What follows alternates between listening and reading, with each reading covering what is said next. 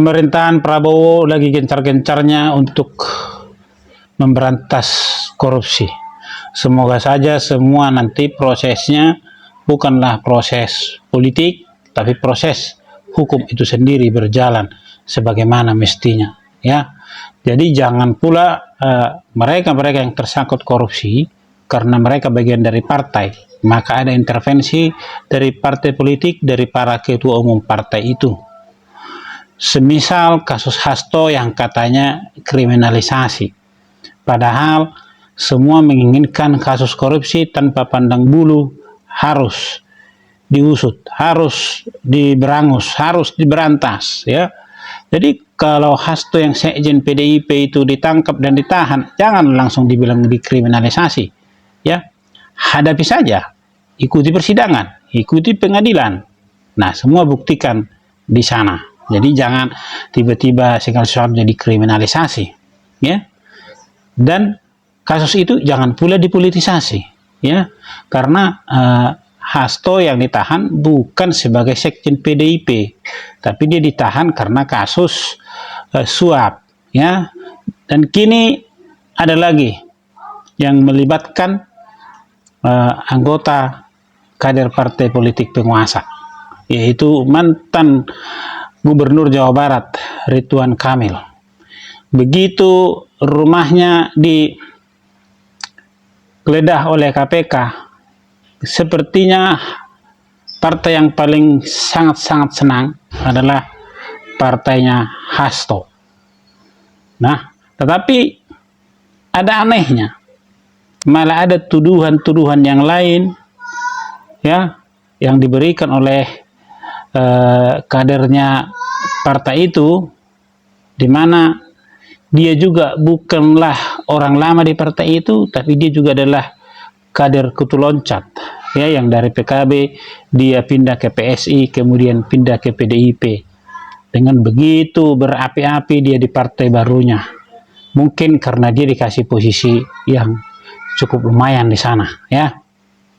Sebelumnya dia sebagai sebagai jubirnya, tapi terakhir diganti, ya. Dan seperti apa tanggapan dari saudara Guntur Romli terhadap penggeledahan rumahnya Ridwan Kamil, dan apa pikiran, dalam tanda petik pikiran negatifnya terhadap penegakan hukum itu? Mari kita lihat dulu cuplikan berikut ini.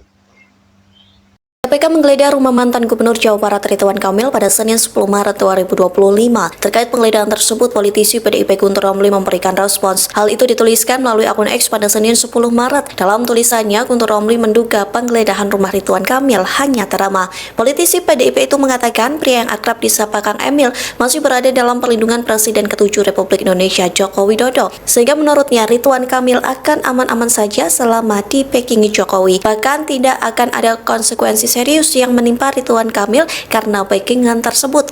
Selain itu, Guntur Romli membandingkan kasus dugaan korupsi bank daerah yang menyeret Ridwan Kamil ini dengan kasus sekjen PDIP Hasto Kristianto yang menilai ada perbedaan saat KPK menangani dua kasus tersebut. Guntur Romli mengatakan jika tersangkanya masih berada di lingkaran kekuasaan, maka kasus tersebut bisa diralat. Di satu sisi, Ridwan Kamil membenarkan rumahnya didatangi KPK dan ia mengaku kooperatif. Namun hingga saat ini ia belum muncul ke publik secara langsung untuk memberikan keterangan terkait penggeledahan itu.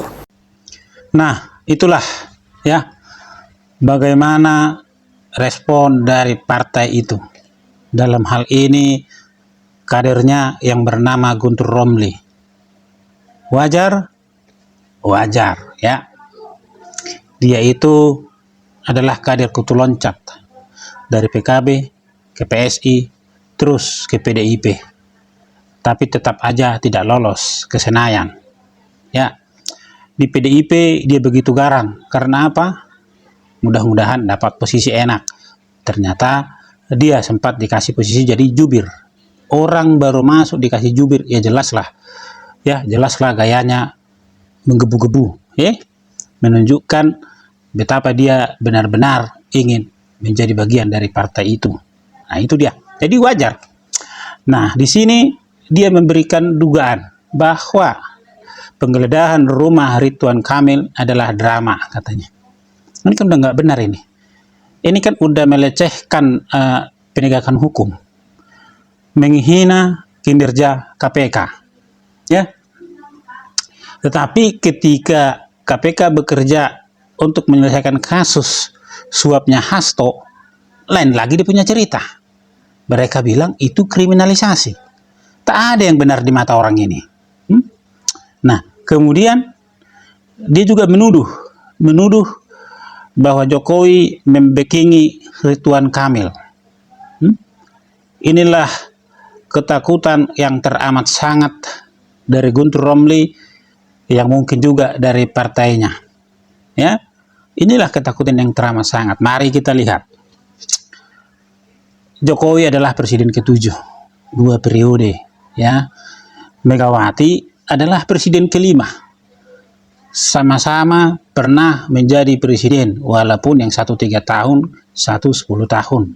Ya, kemudian pernah menjadi panglima tertinggi. Ya, tahunya juga saya sih karena Megawati sering teriak-teriak, saya panglima tertinggi, pernah katanya. Nah, kan begitu. Nah, jadi Jokowi dan Megawati itu sama hebatnya, dalam artian mereka sama-sama pernah menjadi presiden, pernah menjadi panglima tertinggi. Ya, justru malah lebih hebat saat ini adalah Megawati Soekarno Putri, karena dia menjadi ketua umum partai, sekaligus para anak buahnya, para anggotanya ada di legislatif, ada sekian banyak kursi, mereka pemenang pileg, ya. Jadi kekalahan mereka di legislatif hanya karena kekalahan koalisi. Kalau secara partai, pasukannya banyak di sana. Jadi sebenarnya lebih kuat mana Jokowi daripada Megawati. Jadi kalau dibilang backingan Jokowi, sebenarnya apa yang disampaikan oleh Guntur Romli ini tidak beralasan. Tapi kalau dari sisi ketakutan atau supaya merasa mereka benar, ya harus ada yang disalahkan, kan begitu. Jadi bukan membuktikan mereka benar, tapi menunjuk atau menyalahkan orang lain. Itu yang terjadi, ya.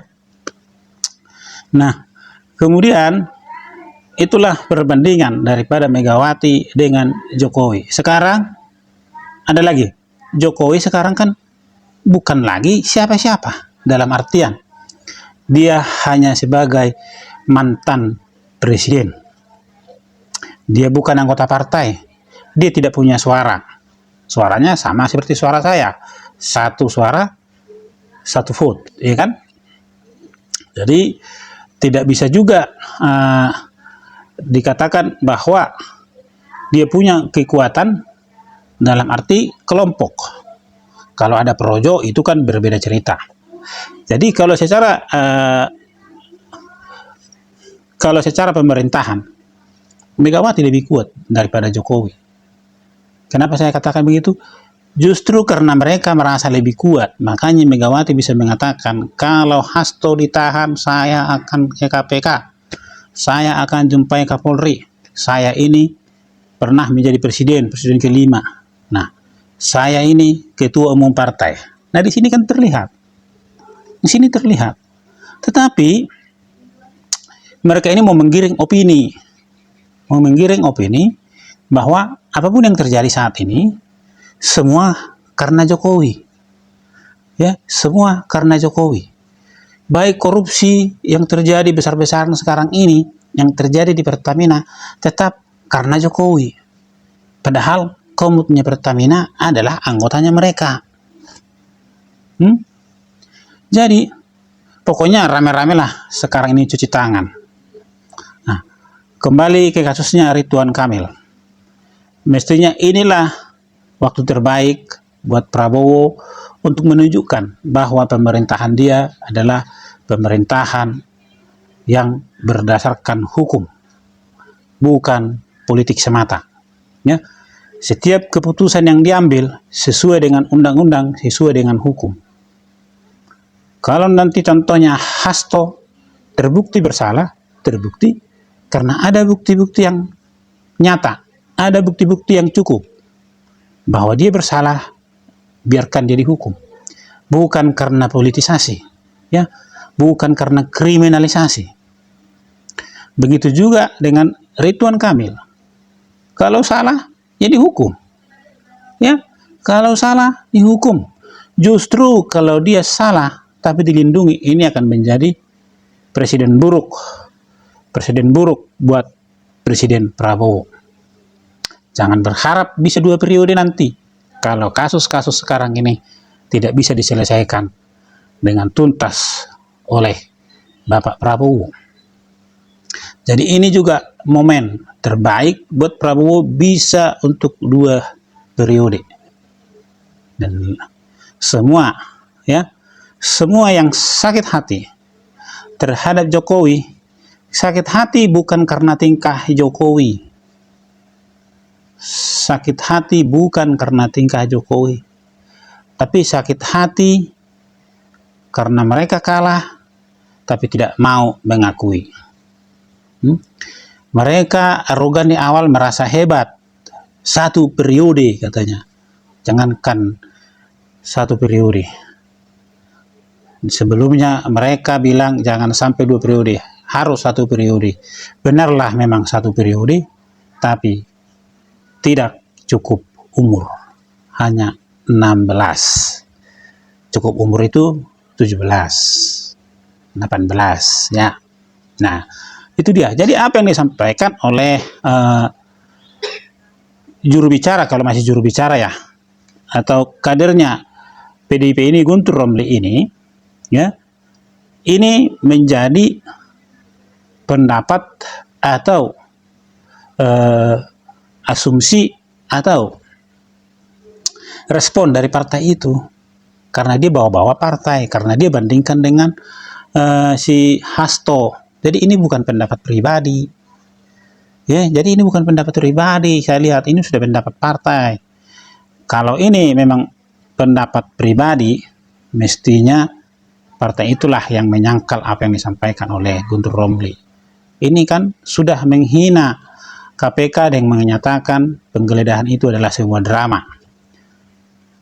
Dan menuduh Jokowi melindungi seorang yang melakukan tindak kejahatan. Sekalipun memang belum terbukti. Tetapi jika memang nanti, ya, Ridwan Kamil tidak bersalah, ini menjadi alasan bagi mereka bahwa Jokowi lah yang membackingi, maka Ridwan Kamil tidak dinyatakan bersalah. Nah, disinilah dari awal mereka sudah membuat opini-opini untuk bisa menyalahkan tetap salah Jokowi.